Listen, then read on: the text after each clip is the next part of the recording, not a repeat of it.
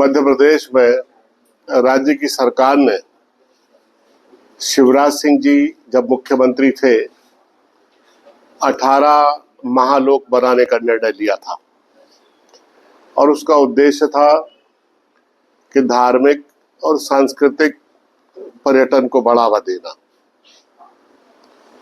मुझे लगता है कि इसका संबंध सिर्फ पर्यटन से ही रहा है, धार्मिक आस्थाओं से इसका संबंध नहीं रहा है। अब तो लगभग धीरे धीरे ये बात स्पष्ट होती चली जा रही है।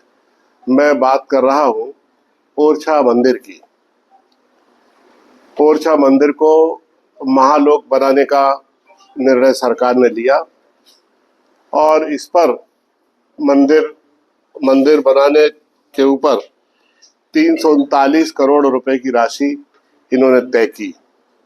प्रथम चरण में 81 से 153.45 करोड़ रुपए, द्वितीय चरण में 123 से 125 करोड़ रुपए और तृतीय चरण में 74 करोड़ रुपए इसके बुनियादी ढांचे के लिए लिए।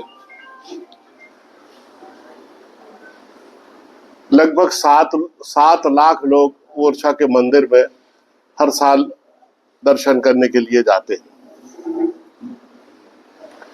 ये भारतवर्ष का पहला मंदिर है जहां श्री राम राजा सरकार को एक जीवित राजा मानकर उनको रोज शासन की ओर से सलामी दी जाती है और ये 50 साल की पुरानी परंपरा है।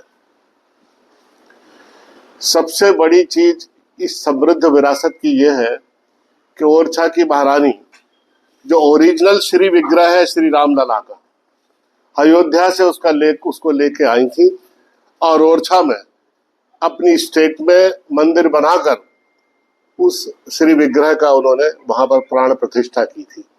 इसलिए ओरछा के मंदिर की बहुत महिमा है और ओरछा का मंदिर बुंदेलखंड की अयोध्या के नाम से विख्यात है।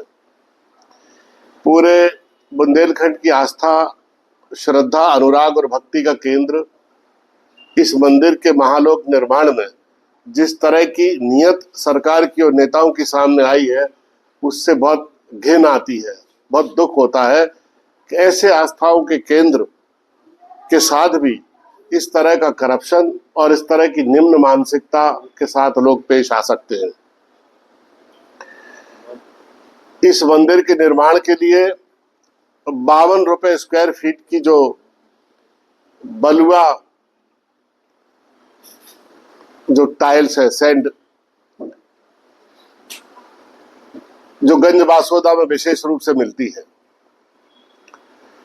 उसकी बाजार कीमत है 52 रुपए स्क्वायर फीट। आप खुद भी जाकर वहां से ले सकते हैं। लेकिन पीडब्ल्यूडी की एसओआर जो कमेटी है उसने शिल्प और सारी चीज मिलाकर 62 रुपए स्क्वायर फीट में इस टाइल्स को खरीदने का डिसीजन लिया। थोड़े दिनों बाद पर्यटन विभाग के अधिकारियों ने एक मीटिंग की और मीटिंग में यह तय हुआ कि पीडब्ल्यूडी के एसओआर में शिल्प की हुई, नक्काशी की हुई टाइल्स का कोई वर्णन नहीं है, इसलिए हम इसकी स्वयं अपने विभाग की कमेटी बनाकर इस टाइल को परचेस करेंगे। और उन्होंने अपने विभाग की एसओआर कमेटी बनाई और उस कमेटी ने यह तय किया कि इस टाइल्स को 335 रुपए प्रति स्क्वायर फीट खरीदेंगे। आप कल्पना कीजिए, बाजार में जो टाइल 52 रुपए स्क्वायर फीट की मिलती है उसको 335 रुपए स्क्वायर फीट में खरीदने का निर्णय सरकार ने लिया, और वो भी ओरछा जैसे राम राजा सरकार के मंदिर पर जो हमारी आस्था और विश्वास का केंद्र है। ऐसा भयानक करप्शन, आप कल्पना करिए कि जो एसओआर है उसमें पत्थर खरीदी की गाइडलाइन बिल्कुल पत्थर की लकीर मानी जाती है। जब उसमें गाइडलाइन में सब चीजें तय हो जाती हैं कि निर्माण कार्य के लिए क्या क्या कितने कितने दामों पर खरीदा जाएगा, क्या क्या कितनी चीजों की लागत आएगी, तो उसको 600% ज्यादा पर खरीदना ये तो वही बात है जो हम लोग शुरू से बोलते आए हैं कि राम नाम जपना पराया माल अपना।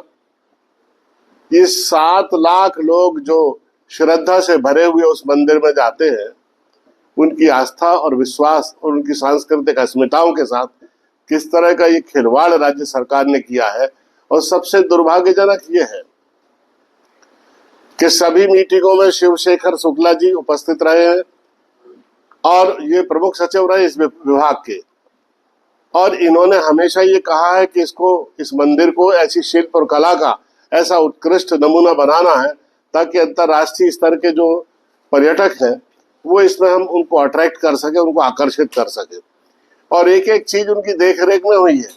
मुझे समझ में नहीं आता है कि उन्होंने ये बात क्यों नहीं देखी कि 52 रुपए स्क्वायर फीट का जो पत्थर है वो 335 रुपए स्क्वायर फीट में खरीदा जा रहा है, और सारी नियम प्रक्रिया और जो मान्य परंपराएं हैं, नियम है डिपार्टमेंट के, उन सबका उल्लंघन किया जा रहा है। सीएजी ने अपनी रिपोर्ट में भी पीडब्ल्यूडी की गाइडलाइंस के इस तरह के वायलेशन पर बहुत आपत्ति दर्ज कराई है, और उसके बावजूद भी जो दूसरी परियोजनाएं हैं उनमें भी इस तरह की अनियमितताएं देखने को मिलती हैं। आपको याद होगा कि महाकाल लोक में सप्तऋषि पहले हवा के झोंके में धराशायी हो गए। हमारे मध्य प्रदेश के अनेक मठ मंदिरों में जो प्राचीन महिमा के हैं उनमें निर्माण कार्य अभी चल रहा है। छोटे छोटे मंदिरों में भी सरकार ने विपुल धनराशि आवंटित की है। उसके सबकी विस्तार से जानकारी मैं आपको आगे आने वाले समय में दूंगा। हमारे भोपाल संभाग के ही कई मंदिर, जिसमें विजयसेन मंदिर है अपने रायसेन जिले का, उसमें निर्माण कार्य चल रहा है। बांदकपुर मंदिर में जिस तरह की अनियमितताएं हुई हैं खरीदी में, वो सबको पता है, लेकिन अभी उसको और विस्तृत रूप में पब्लिक डोमेन में लाने की आवश्यकता है। महाकाल लोक में जिस तरह का करप्शन हुआ है, ये शंकर भगवान को भी नहीं छोड़ रहे, भगवान राम को भी नहीं छोड़ रहे, देवी जी के मंदिर को भी नहीं छोड़ रहे, सब जगह ये भ्रष्टाचार कर रहे हैं। किस तरह के अनास्थावादी लोग हैं, किस तरह से धर्म को राजनीति का औजार बनाने वाले, धार्मिक आस्थाओं का दोहन करने वाले ये लोग किस तरह से हमारी धार्मिक अस्मिताओं और भावनाओं के साथ खिलवाड़ कर रहे हैं, ये उसका जीवंत नमूना है।